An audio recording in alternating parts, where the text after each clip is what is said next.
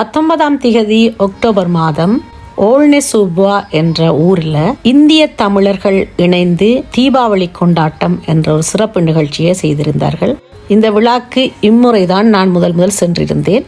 வாசலிலேயே அட்டகாசமான வரவேற்பு, வாழையும் தென்னம்பூவும் எங்களை அழகாக வரவேற்றது. உள்நுழைந்து பார்த்தால் உணவுகள் சார்ந்த விளம்பரம் இருந்தது. ஆஹா, தென்னிந்திய தமிழர்கள் என்றாலே உணவுக்கு பேர் போனவர்கள்தான், விருந்துக்கு பேர் போனவர்கள்தான். மதிய உணவை இலவசமாக வழங்கி இருந்திருக்கிறார்கள். ஆனால் நான் போனது பின்னேரமாக போயிட்டுது.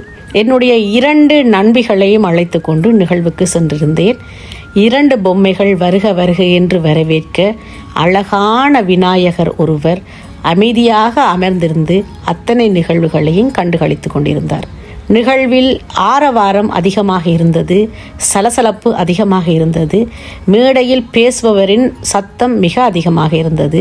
ஆனால் நிகழ்வுகளை பொறுமையாக பார்க்கும் மக்களின் மனம்தான் அமைதியாக இருக்கவில்லை என்று தெரிந்திருந்தது. காரணம், அந்த சத்தம் எல்லாரையும் அங்கு அமைதியாக இருக்க விடவில்லை. ஒளிவாங்கியின் ஒளியை கொஞ்சம் குறைத்து அந்த நிகழ்வை செய்திருந்தால் அந்த நிகழ்வின் சிறப்பாக இருந்திருக்கும். அதில் ஒரு குறையை விட்டு விட்டார்கள். வந்தவர்களில் பாதி பேர் காதை மூடிக்கொண்டே இருந்து விட்டார்கள். அதில் நானும் ஒருத்தி.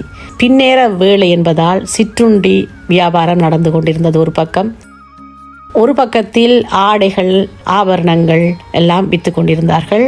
கார்தனோரில் வாங்குகிற விலையை விட மிக விலை குறைவாகத்தான் அந்த பொருட்கள் விற்கப்பட்டது. ஈழத்து கலைஞர்களின் நாதஸ்வர இசையும் ஈழத்து கலைஞர்களின் பொய்க்கால் குதிரை ஆட்டமும் சிறப்பாக இருந்தது. என்னதான் தென்னிந்திய தமிழர்களாக இருந்தாலும் ஈழத்து தமிழர்களின் உதவி அவர்களுக்கு தேவையாக இருந்தது இந்த கலை நிகழ்ச்சியில். ஆனால் தென்னிந்தியர் ஈழம் என்று பிரித்து பார்க்க முடியாத தமிழர்கள் விழாவாகவே அது அமைந்திருந்தது. பெருமையாக இருந்தது.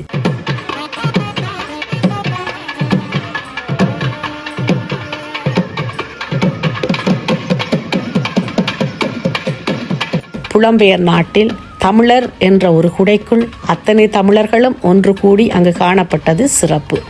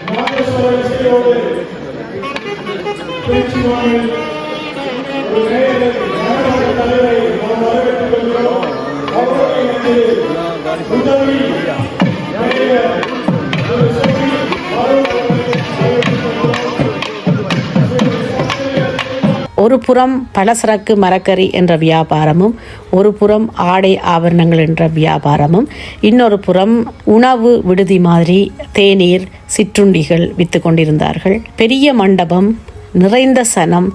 ஆனால் அந்த சத்தம் ஆரையும் அங்கு அமைதியாக கொஞ்ச நேரம் அந்த நிகழ்வை பார்க்க முடியாத அளவுக்கு செய்திருந்தது.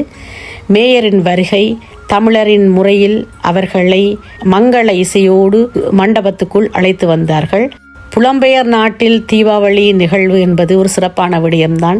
புலம்பெயர் நாட்டில் வாழ்ந்து கொண்டிருக்கும் எமக்கு இப்படியான கலை நிகழ்வுகள் தேவைதான். எங்களுடைய மனதின் அழுத்தத்தை விடுவிக்கும் ஒரு சிறப்பான விடயமாகவே இந்த நிகழ்வுகள் அமைகின்றது.